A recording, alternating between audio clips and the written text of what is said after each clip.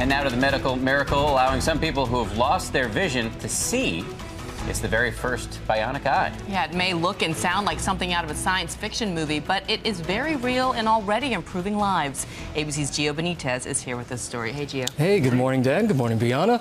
The bionic eye is so groundbreaking, some believe it could lead to cures for blindness. This morning, you get a first look, and it's the kind of thing Hollywood has been thinking of for decades.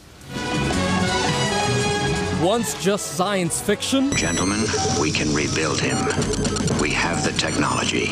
Is now reality. Dr. Mark Humayun spent 25 years working on a medical marvel you have to see to believe. I committed myself to developing a new way, a new approach, so those who are blind can have a foreseeable solution. It's the first FDA-approved eye implant. The Argus 2 is really just a video camera attached to eyeglasses, wirelessly transmitting images to the brain.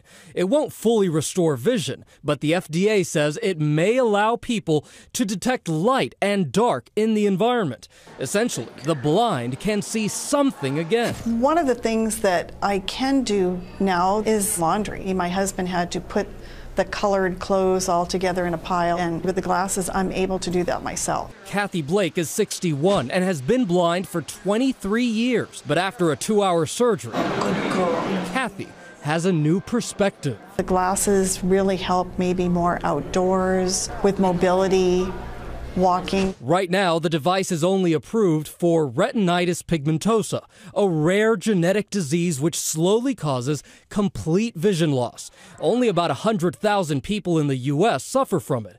The hope is the device could eventually be used to treat millions who can't see. I really think that the future for this is going to be big. Let's hope. And if you're wondering what sparked the doctor's interest in blindness, well, it turns out his grandmother went blind, and so he devoted his entire career to finding a cure for this. How rewarding this must be for him 25 years later now. It's amazing. Amazing.